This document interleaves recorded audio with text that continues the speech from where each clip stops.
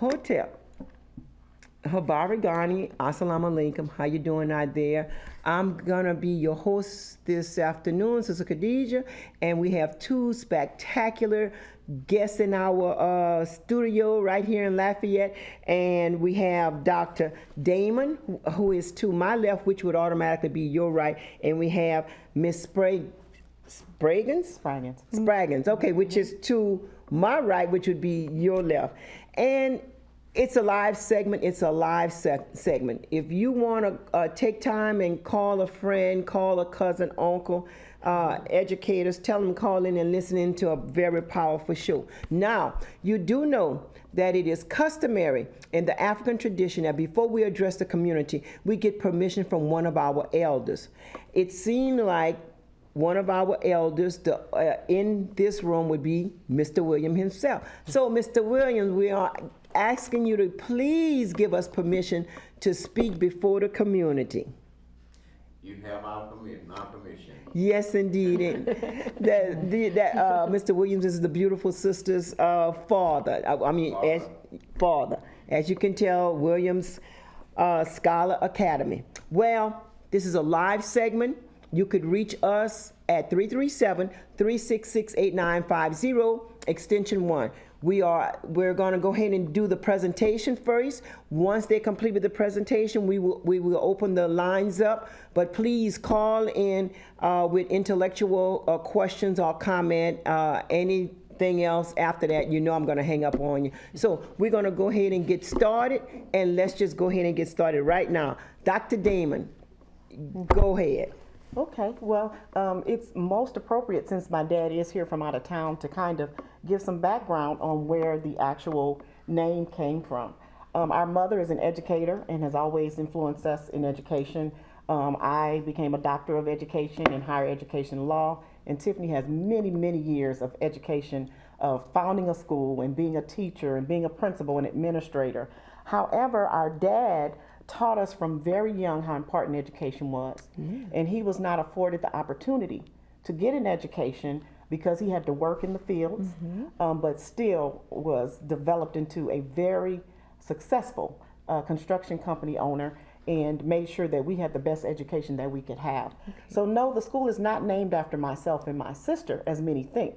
The school is actually named as in my dad's honor. Yes. So that's where we get William Scholar Academy from. Yes, yes. And Miss Spraggins, what does it feel like just knowing that y'all have been in the trenches for quite some time? And how does it feel knowing that I don't want to even say you've overcome, because that's minute, that your success is right here dealing on behalf of your community? It's very rewarding. I can say it's been quite a journey. And I believe that everything happens for a purpose, and our path is set long before.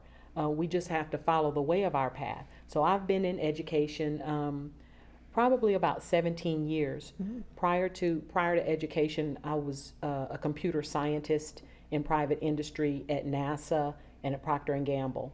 Okay. And then when I came back home to live, I spent some years in private industry, computer science, but I was called into education, and I went back to school and got my master's degree in education. And so my path has been in educating students and in trying to build the community. So this was a natural progression from that. My sister has had extensive experience in higher education. I mean, she graduates doctoral students and what have you, so she's in that higher education, but I was in K-12 education. And we found that marrying the two of those would give us a really, really good opportunity to present to the community, to have students that could matriculate successfully through high school and be ready to go into that post-secondary education. So it's challenging. It has been a challenge getting there and getting through those roadblocks, but we've tried to rise to the challenge, and I believe that this is going to be a wonderful opportunity for our community to be able to grow. Okay, sure. Dr. Damon, tell us a little something about open enrollment. Who's the academy open to? The academy is open to anyone that lives in the state of Louisiana, grades 6 through 12. It is a public, free school, and we need to understand that charter schools are public schools. A lot of people don't realize that. It just provides a choice for students who may not be able to afford private school, but they can get basically a private school education for free. So we're really, really excited about doing that. I like to sometimes say that I was the culprit behind this in Vermilion Parish because it was a difficult road. We rose to the challenge. However, everyone knows that Vermilion Parish is an A district, which is wonderful, and we could never take that away from them. However, being the statistician that I am, and looking at the numbers, I identified that certain subgroups were not experiencing that same A that the parish had. Okay. More specifically, minority children and children of low socioeconomic status. So when I looked at those numbers, quite frankly, I couldn't walk away. I had to do something about it. So it made a perfect marriage to work with my sister to be able to create a program that was both in alignment with the state and that could offer additional supports for those students so that they could get the same types of outcomes or similar outcomes that their counterparts were getting. Specifically, social cultural awareness, community connectedness, academics, giving them supports that have statistically proven to assist children that are in those types of situations. And this is just not being given at the traditional school system at this time for maybe a lack of time or for whatever reason. But we want to be a part of that solution and to be able to take a sector of those students and give them that and help to increase those academic outcomes. Okay.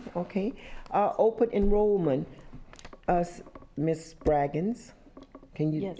elaborate on that? Absolutely. We began open enrollment. It's been a couple of weeks now that we started open enrollment.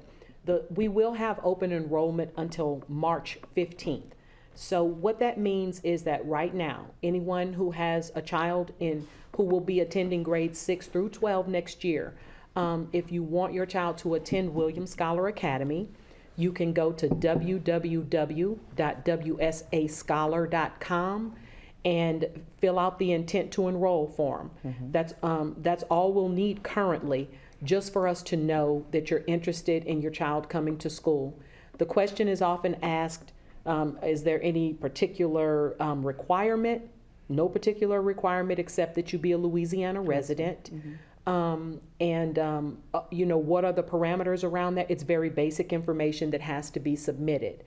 It is important, however, to go ahead and do the intents to enroll now because after March 15th, based on what happens by that date, if we have more students who have applied than the number of slots we have open, we have to do a lottery, and it will be a random selection of who's able to attend and who's not.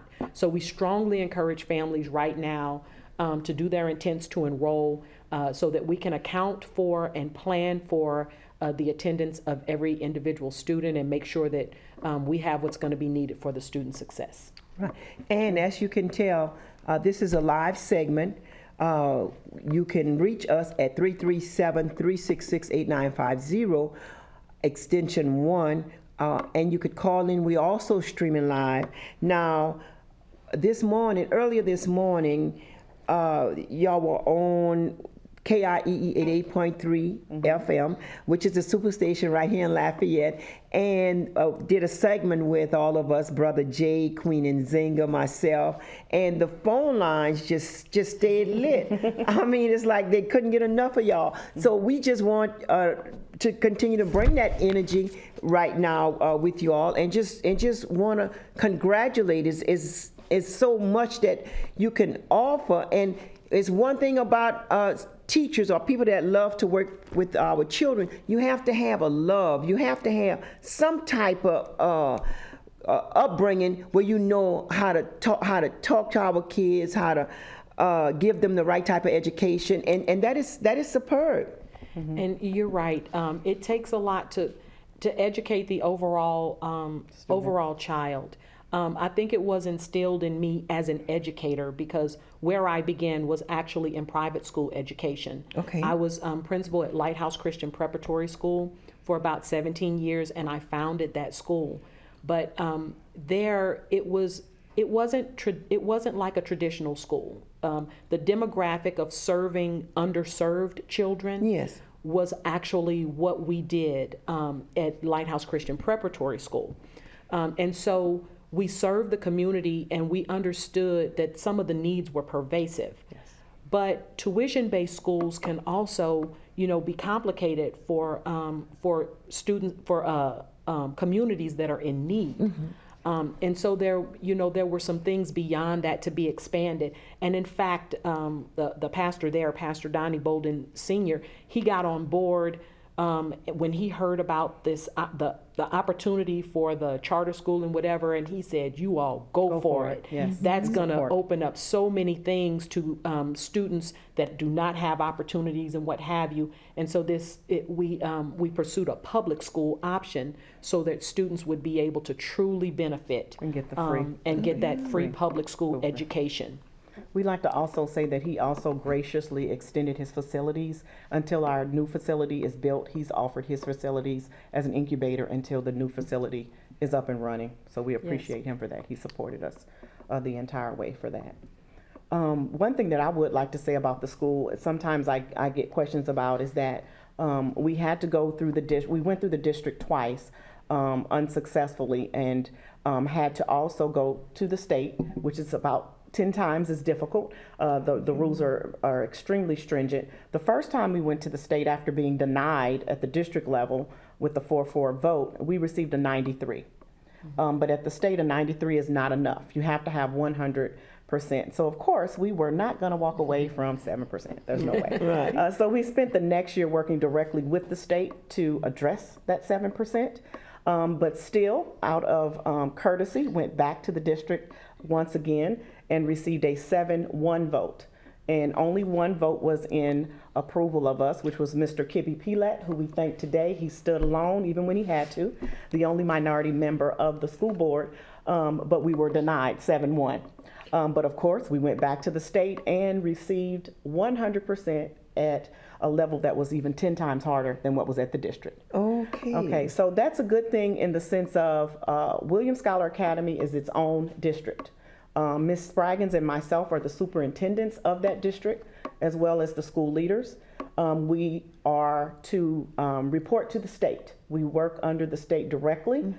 Still are willing to work with Vermilion Parish School Board system, but we are our own district. So people need to also understand the historical nature of that in a district that's an A district, minority spearheaded women. Okay, a lot of historical things happening there. Minority women in an A district. It's like I said earlier, it's like David and Goliath. That's what I was trying to come up exactly- with. I said Goliath. I couldn't figure out.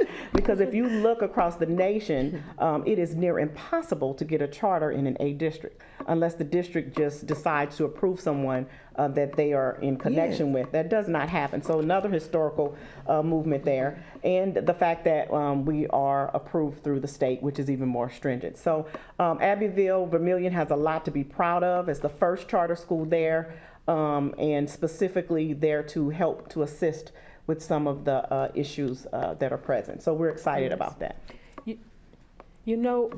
Ultimately, what that means in that history and just how difficult that was to arrive at is what it means is that we've done our due diligence and then some. Yes. There's no way to have a half-baked undone No, there's no way. plan to go in and actually get approved. There were only 2 Type 2 charters approved in the entire state of Louisiana, And we were one of them. one of them. Yes. So it had to be that the product was very, Near very perfection. good in order for us to be able to get approved at that level. I don't say that even in a braggadocious manner or anything like that. I say it in the sense that I feel because it was so hard to get there, that we cannot fail, can't. and we won't fail. We will not. Yes. We're going to Yes. do what we set out to do. And that's good for every student who's in our care, Right. because it means just that much to us, Right. that we're successful and that we've done what we set out to do for them. And I remember y'all coming on the radio, talking about what it was that y'all were going to do, making plans and everything. And the reception was so good because people was like saying, well, I'm interested in it, when let us know when it's time to come back again. And that was like that energy that did not die. It like it got increased, and we want to give a salute to our black heroes, our black sheroes, who are continuously, when they say no don't necessarily mean no. That's right. That's right. That's right. A lot of people really thought that we had backed off because we basically just got back to work and we didn't say a whole lot. So when we did get approved, it was, a lot of people were like, they actually did, this actually happened. Well, we never stopped working. We never did. We just worked in silence because we knew what needed to be done. And we took the feedback, and that's what you do. You become stronger from the That's feedback. it. So we appreciate the process. It went like it went because we needed to learn some things. So, That's right. We're better for the process. Yes, yes. And I would like to say to everyone, this is a live segment. It's a live segment, February the 10th, and we would like to also give happy birthday. That's how dedicated they are. Tiffany. Yeah, happy birthday, Tiffany. Happy birthday, happy Earth Day, and everything like that. And I also wanted to say that we are, as you can tell, we are still in this COVID pandemic. We came in with our masks. We came in with our masks. We also came in with our masks, and we also have disinfected, checking each other out, and we know what we have to do in order to remain safe. I would just like to say that my first time hearing about it, I was like, darn, this is superb. And Brother Jay, Brother Shaheed, they were saying, well, we got to keep them intact. We got to follow them through, and that was ideal. So my question is that I find that some of the curriculum within the school system is culturally biased. And when I mean culturally biased, I remember some 40 years ago where I addressed the school when I was doing substitute teaching work, and I addressed the school and I said, you know what, this test is culturally biased. So it's a room of educators, and they're looking at me like to say, damn, what do you mean? So I said, well, you have right here, the high tide knocked the man down. I said, well, I'm from my neighborhood, and the only tide that I know of is that of a box of washing powder or the liquid. And I say, well, this is, how can a box of washing powder knock a man down? And I would say no. So then they kind of like took notes. Then what other statement do you have? And so I said, oh yeah, I said, and y'all have what utensil you use for lasagna, and I'm talking about 40 years ago, so we didn't even know too much of jack about gooey spaghetti and meatball and stuff like that. And so I'm telling them, well, I wouldn't know what utensil you would eat lasagna with, because I've never actually heard of lasagna. Now this was 42 years ago, and but I said, if you had a question like, well, what utensil would you eat gumbo with? Gumbo is a delicacy with us. Kush kush is a delicacy with us. We would have been able, the kids would have been able to state that wholeheartedly, and that's what I meant. And you talking about 42 years ago.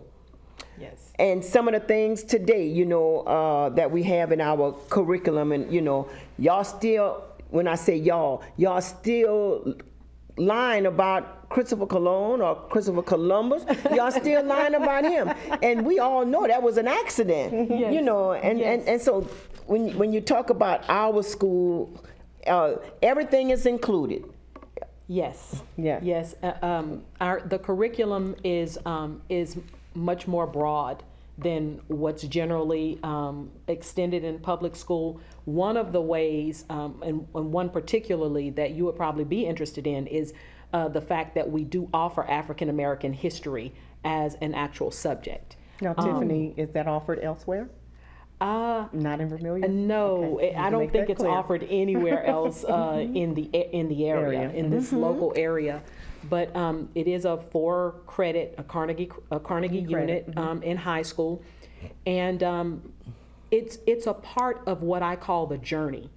Embedded in our school, there are journeys. Yes. Rites of passage almost for our kids to go through, because there's a cultural awareness and development that we do, a community connectedness that we do, and a self-identification. And that journey along understanding personal history is a part of increasing the success rate of the overall student. Yes. Because that's important. In addressing academics, we can't just deal with math and English and science and social studies, even though we're all through that as well. Yes. But there is something that does have to happen to build or to rebuild certain things that have been broken down within our children specifically. And so we do want to address those needs. And that's why our attempt is to educate the overall child and not just give the subject matter itself. Right. Okay. And that comes through that community connectedness is very important, because if we can teach students that they have to give back, then they start to form that connection and get a buy-in with the community as a whole. Therefore, they respect it more, and therefore they can be productive citizens and feel like they can give to their community. And if you build that from young and it's a part of them, that in itself builds Vermilion Parish as a whole, not just the particular area we're in, but the community as a whole. They start to be positive contributors and be able to give something meaningful back, because they've been taught it. It's just a part of them after a while when you instill that in them. Yes, yes, yes. Change the indeed. narrative of the whole area. Now, Ms. Tiffany, you use the word matriculate, and please correct me if I'm saying it wrong. What is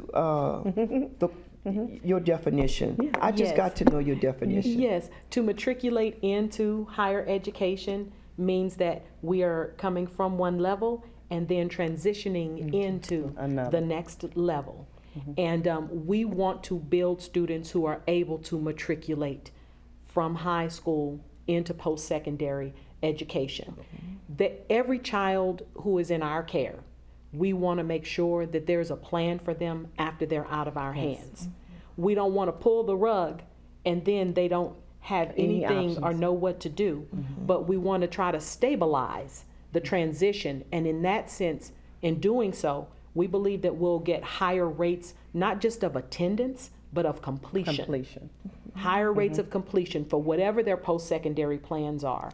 Even our students who are on Jumpstart career paths, because we have career path in university, even those that may go into technical fields, we still want every one of those students. They need to know business and some finance and some, because if you go into a trade or something, that may be your line, but I want you to own it. That's right. I don't just want you to do it. I want you to have the ability to own your own business. space, your own business, your own companies. And so some of those things are going to be baked into those who matriculate in those areas. Others will go into university level. And we want to make sure that when you get to a high school, to a college algebra course, you can manage that.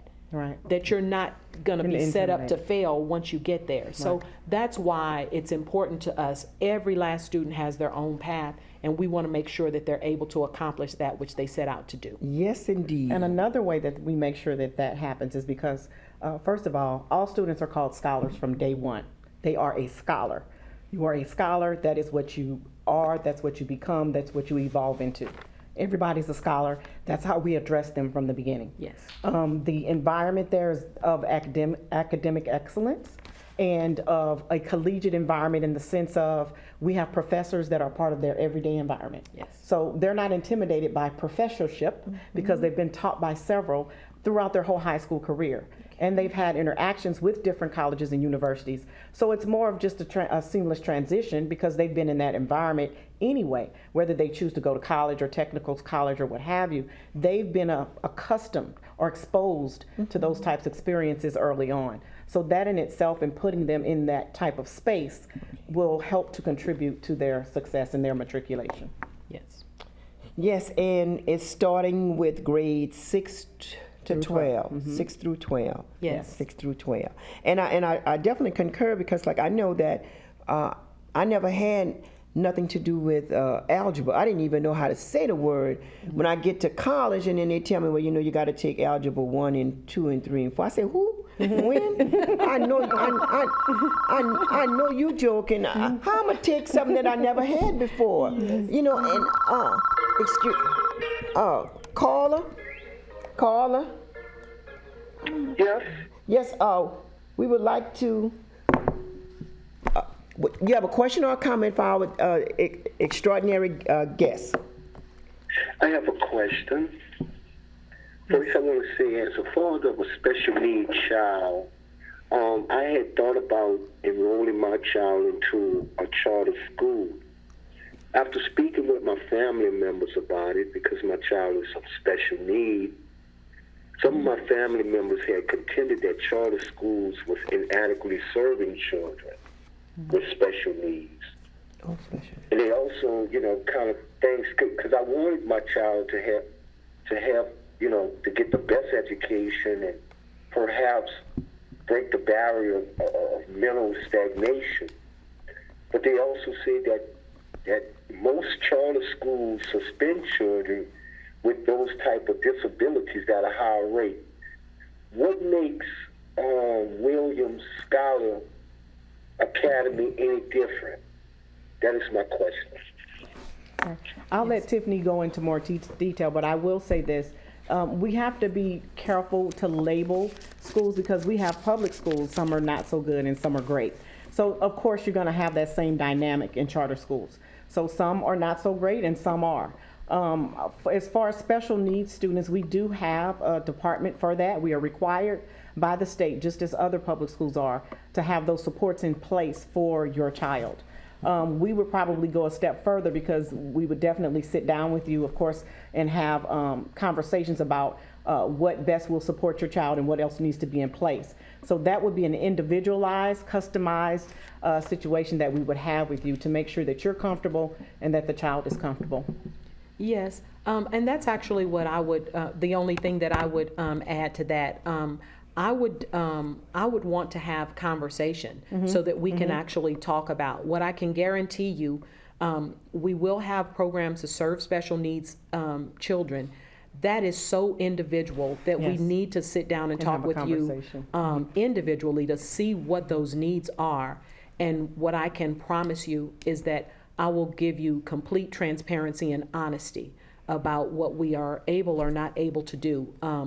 Our goal is to make sure that that we do the best for every child that is in our care, and that's what I can guarantee. So please do. The website is up there, but also my cell phone number is 337-654-9481. Please feel free to call so that we can talk about and I'll try to understand more about what we're capable of providing. Yes, well, caller, we hope that answers your question. Now, help me out on this. I remember when I was in school, they didn't even they didn't even get permission from the parents to discipline us. I had this one teacher. Her name was Miss Harris, and I swear, as long as I live, I said I was going to fire Miss Harris. I was going to whip her tail. Miss Harris used to whip us in our hand for disciplining us. And what was so bad about it, you couldn't go home and tell your mama what she done because then your mama going to say, oh, well, if she whipped you, I know I have to whip you. So what type of technique that we're going to be having with Williams Scholar Academy? I'm glad you asked about that. We actually have what's called just a restorative justice design. Oh. So we have a firm hand in terms of structure. Yes. But we believe in restoration. Yes. Because what happens too often is that students who have all kinds of things going on, that some of them have nothing to do with academics. It's sometimes personal life. family, It's something that emotional. got brought there, or other issues that they're dealing with, and then that projects in ways that may be unacceptable. But what we want to teach is that self-correction, accepting responsibility, owning it, correcting it, and then, you know what, can we move forward now? Yes. Because the moving forward is sometimes missing. But we want the students to be able to restore and move forward honestly, to go forward so that they can continue. And so we want that, we have that restorative justice model. And it's challenging because you have to give time. But you know what? We have time. Okay. We have time. Yes, It's needed. And too often, students feel like that there's no way out. Right. They have no recourse. Right. So we give them supports to say, hey, there is an option out. You can fix this, and this is how you fix it, and you need to take responsibility and move on. But it has to be taught. That is one reason why teachers are probably going to be attracted to us, because we have weekly professional development. Not every 6 weeks. Not every week, every Wednesday, and those types of trainings are given so that they can learn. It's not just about being a good teacher. Right. It's about understanding our discipline system and that we service the entire child. In addition to that, we have data-driven supports. So each teacher knows each week what that child missed that week and what needs to be approached the next week by data, and that's done on every week. They should know where their students are, and they can get on track immediately, not waiting for a 6-week report card. So Right. those are some things we have embedded. Right. In some scenarios, schools depend on what's called autopsy data. Yeah. I mean, it's at the end of the year. It's too Can't late do now. anything with it. Right. What are we going to do with that? So what we have is a data-driven model where we're constantly looking at data and able to say, you know, what areas are kids struggling in. So we need a reteach plan right now so we can get them on track. So we're hoping that that's going to help to accelerate what we're able to do with those students. And teachers feel supported because that professional development is there, and we're giving them time to be able to look at, evaluate, and helping to come up with those reteach plans. So it's definitely a team effort in that sense, but overall, I think it's a really good model for getting the kind of results that we want. Yes. Yes, and the amount of students, I know early in the discussion you mentioned about the cutoff. What is the amount of students that's allowed in the school that you have capacity for? So for first year, from 280 to 300, around that amount. So that's why we need people to get your intents to enroll, because once it's full, you know, we're having to do a lottery. Get your children in now. Let us know they're coming so we can prepare for them. And that's one reason we're here, to let those who don't know. We have open enrollment. Now is the time to do it. Try not to wait until right before school opens. We can have so much more time to get ready for your children, if you send your scholars, if you let us know now. And we appreciate you putting them in our care. Yes, and as you can tell, this is a live segment. You could reach us at 337-366-8950. It's community issues. We're talking with Williams Scholar Academy, the brilliant ladies, sisters, doctors that have put this together, and we really are pretty much happy about that. Now, I'm trying to see is that, you know, I have some type of service that I could offer. I don't know exactly what it would be, but you know, I'm gonna have to give y'all my number. Just keep me on speed dial.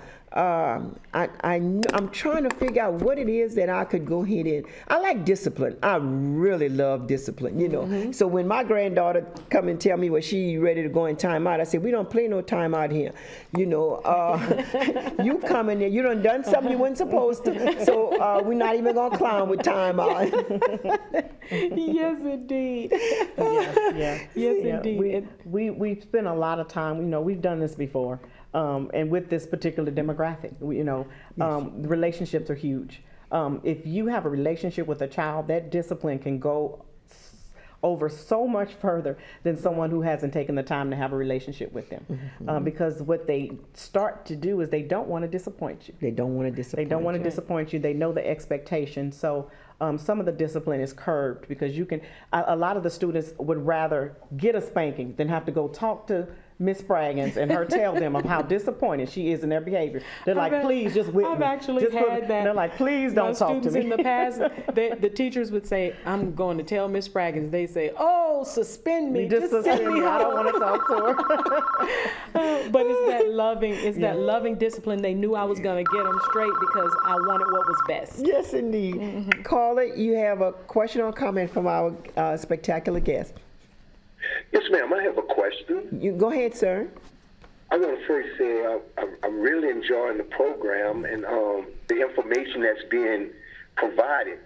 My question is, do charter schools specifically serve communities that already face barriers to quality education, or it's just I'm just trying to get a good grip, or understanding of what charter schools, because my children is in public school, but I know that earlier you had mentioned that most children tend to bring issues from home to school, which makes it somehow not complicated to educate them, but that require discipline. So, considering our community and a lot of stuff that's going on in our community, particularly with single-parent homes and stuff like that, my question again is, do charter schools addresses or serve communities that already have barriers to quality education? Thank you. Well, I'll answer just the first part. Part of the actual application process is that you have to prove that there is a need in the particular district that you are applying for a charter in, okay? You have to prove that there is a need or there is a gap somewhere in that system. And then for us, that was difficult to do because it is an A district. However, we were able to statistically prove that there was a need there. I don't know if it's in direct relation to what you're referring to, but definitely there was a need for low economic status students and for students of color because they're concentrated in certain schools in Vermilion Parish, and those particular schools are not A schools. They're failing schools or schools that are in urgent need of intervention, one or the other. And in an A district, that's just not acceptable. So we're saying that because that seems to be an area, although you have an A, that's an area that is not receiving that same benefits of the A, then we need to help. And we can help by getting a certain sector or a certain amount of them and do something different to help them get some better outcomes.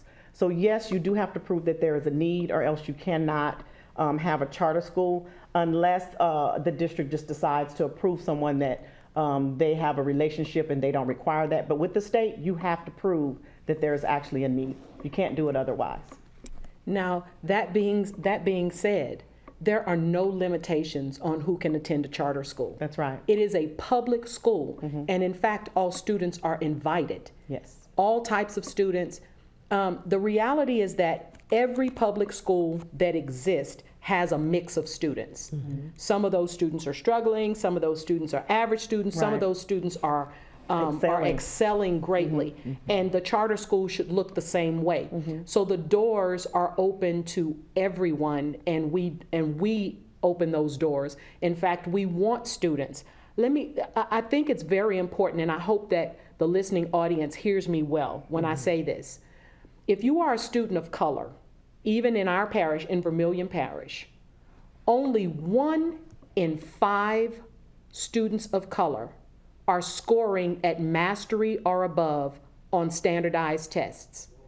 That means that it's not only students who are struggling or students who are from a particular neighborhood. It means that students of color, period, even that are making A's in school, B's on the honor roll, that they're still not scoring at mastery or above on those standardized tests. That means that there's much greater need than that meets the eye.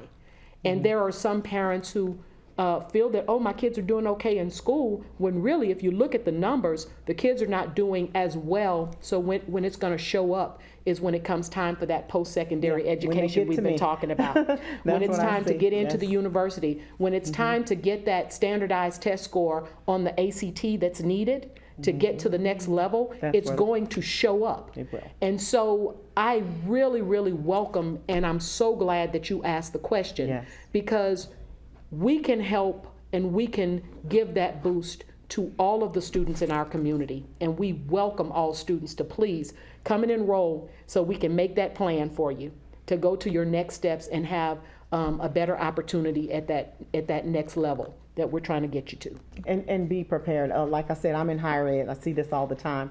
The students graduate and may even graduate with good grades, but can't get into a university or college. And that for me is, it's unacceptable and discouraging. And they have made these grades to think that they would be able to do so, and then they can't. So we don't want that to happen. We want to catch that early on. We do this through dual enrollment. We do this through having teaching teams that are inclusive of not only the teacher and the paraprofessional, but also a professor in that field.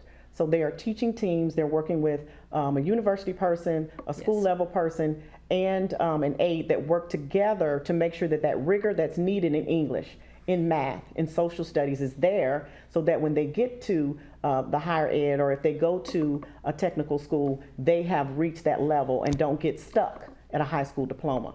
That's a tragedy if you're looking at that. When comparing the groups of African American against Caucasian in Vermilion Parish, it's at about 7 times more Caucasian students are able to go to college and actually finish than our African American students, and they're graduating with high school diplomas. So that's a problem.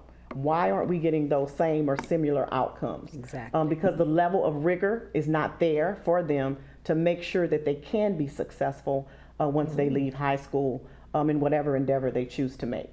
So yes, we welcome all students. And I will say this, that sometimes intentionally or unintentionally, I've seen cases where the academic rigor for students of color has been watered down. That's offensive to me. I want all children to have that same level of rigor, the expectations to be high for everyone, for everyone to reach that scale. Because if you lower expectations, it increases the achievement gap instead of closing it in, because you've set up groups of students for lower expectations. Okay. And so we want to make sure that our expectations remain high. Now, with Louisiana having one of the highest incarceration rate in the world, we're supposed to be second right now. It was testing that was done, that statement, a kid is in the 4th grade, a black kid is in the 4th grade. They already are making prison beds because they know that there are going to be some dropouts. How would we address something like that? Because the grade level that you're going to be working with, 6th to 12th grade, at the 4th grade level, they've already have those beds prepared for our 4th graders. Yes, and I'd like to say one of the reasons that we did address 6 through 12 is because we understand our levels of expertise, where we are experts and where we can impact and make that difference. And we have to give the community something. And so my sister, with her post-secondary college and university experience, my experience in 6 through 12, we are uniquely equipped to deal with the students who are at those levels. And I have had the experience of taking kids who are in 6th grade and watching them bloom, going along. Yes. I like that grade because sometimes even those students who are coming in, it might have been looking a little bit hopeless, but I'm watching their growth accelerate over the years until they bloom at the end. And so it's not wrong to say that these lower grades are important. They are. Very. We need, and educators out there, if you have that expertise to be able to deal also with that elementary level, it's so important. And we definitely encourage that and would love to partner even with something that would come in like that. But we will have to stick start to with what we are, professionally. Yes. Okay. And I know the uniqueness of elementary education, and I respect everybody's space. So where I'm an expert, we pulled. Where she's an expert, we pulled. And we know that we can make a difference right there. It has been proven. I've done it before, and it's been proven. And so we're going to go forward because the time is right now. Right. And we are the ones who have chosen to take the torch from this standpoint. But we definitely back anybody else who would step in to look at those other areas as well. And so as a community, we can build it all together. Right. And as an approved charter, we do have the option to backfill, which is but we will not backfill if we can't give you a great product. That's We're right. not going to do it. We're not going to have steps. So in backfilling, if we can get the person with the expertise who can do it correctly and make sure that they're in alignment with the same mission and vision, we welcome that. So that may come in future years if come in God future. sends the right person Sure. to be able to do that. But those aren't our lanes, and we have to stay in our lane. Okay, Carly, you have a question or comment? I have another question, and I know I've been calling because I'm very interested in, enrolling my child into a charter school. And that's simply because a lot of times my child is still coming home confused about the information that's being, imposed. And me being as old as I am, is not familiar with a lot of the strategies of traditional learning. So my question is this: do charter schools have like their own independence of using their own ways of teaching? And with that, so do they have to follow government regulations? And I ask that simply because when I look at some of the information that's coming home with my child, and then using, I guess it's core, because sometimes I have to go online and look up how certain math problems is Right, done. right. It's not That's done crazy. traditionally anymore. Right. So my question again, do the charter schools have their own independence of using their own strategies of teaching as opposed to what is being, as opposed to what teachers are being told to teach, how to teach children in public schools? That is my question. Well, thank you for that. Thank you for that question. So there are a couple of components here. There are certain standards that are statewide standards that have to be met by all schools, and those standards do need to be met because ultimately, when students are given their state testing like LEAP 2025 and all of these things, they are based on state standards. Which are based on, some of the national standards, Common Core standards and what have you. So the standards, we do teach to standard, and that is an expectation, but that actually is for the benefit of the child as well, since each student is going to be assessed by that standard. Right. So you don't want them assessed on something that they're not being taught. Now, in terms of methods, good teaching 101 is having a variety of methods that are differentiated to make sure that students are getting what they need. One of the ways that's looked at for us is, again, that we have a data-driven system where we're looking at data along the way and trying to see where each individual student is so we can find those areas where they may be weak. Now, for us, what might be beneficial is that we have embedded in our school day what we call X blocks.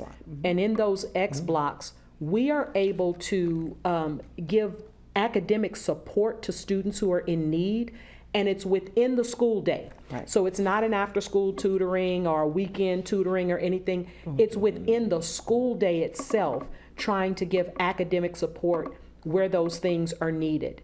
Additionally, we extend relationships into homes with parents because while the parent may not understand that subject matter, and parents can become very intimidated, what I often tell parents is that if you recall when, especially when we were first given the opportunity to be educated, the parents were not educated, but boy, did they want the kids to be educated. Yes. And you got home and you did that lesson, and they may not have understood that lesson, but they knew whether or not you were working on the lesson. Right. And they were ensuring that you at least had a space and a time and some discipline at home to make sure that you were getting something done. So it is not necessary that parents become experts in Common Core for the student to be successful in accomplishing that, okay? But the school will put into place supports to try to make sure that we do the best we can to get that academic success, Okay, and I received the text, they asked, is uniform required? And what about hair, our black hair? You know, Louisiana had serious issues with the young man wearing braids. He couldn't graduate because he had braids, or the girl did this to her hair. What are y'all requirements? Well, we do have uniforms. One of the uniform policies is blazers for the upperclassmen and vests for the lowerclassmen. And that is intentional because of the environment that we are expecting them to get accustomed to. So we feel that if you dress a certain way, it reflects how you act and how you self-discipline a lot. So we're firm believers in that. We do have free dress days. As far as the hair is concerned, I'll let Ms. Spraggins take that one. Yeah, no, but well, in hair there's liberty with regard to hair. The prevailing factor is distraction. If there's anything that seems to be too great of a distraction or something like that, those things will be taken into account. But for the most part, it's at liberty for students. We have expression in many ways. Express that, yeah. Mm-hmm. Yeah, so it's a self-expression. And it's cultural thing sometimes. What I mean by distraction, though, is, for instance, green hair, bright green color. That's what I mean. Yeah, okay. These kinds of neutral as possible. Yeah, so those kinds of things can be, but natural hairdos or things like that is you can't. Yeah, it's a means of self-expression. Yes. And as you can tell, this has been a live segment with community issues, and we were discussing Williams Scholar Academy. We also, we only got a couple of minutes left. I would love for you all to meet the founding father of the beautiful Williams sisters. Pop, can you just come in? Can you pull the camera out so that, because he's stand by. Yeah, stand by. We would love to just give you a handshake, a clap, respect you for just doing with the education. Sit down. Yes, indeed. Okay. Mr. Williams. I mean, really, this is a roundtable discussion with nothing but Williams, because I'm Williams, you Williams, we all Williams. My husband is William, and we just want to say you are so proud. How long did it take for you to just groom your daughters like that? Well, ever since they were little girls, they always did education. They love, they say, A's always. And they say, if I can't bring you an A, Daddy, I'm going to try the next time. So they have been great daughters. We've had fun together. And I wouldn't take nothing for them. I just love them to death. Okay. Yes, indeed. But we just going to close the set out with you, Dad, and everything. And we have, a minute left? Contact information. Okay. Yes, WSAscholar.com to please enroll your students. Also, those of you that are interested in employment, retirees, those that are certified, those that have experience, please go online and fill out applications and enroll your students. We want you to have access to this opportunity. Do not pass it up. Worked very hard to get it for us in Vermilion, and we look forward to you recruiting and you enrolling your students at WSAscholar.com. Tyler? Thanks. Go ahead. You say something, Tyler. Thank you. I'm just so happy for the opportunity, and I hope we can do great things in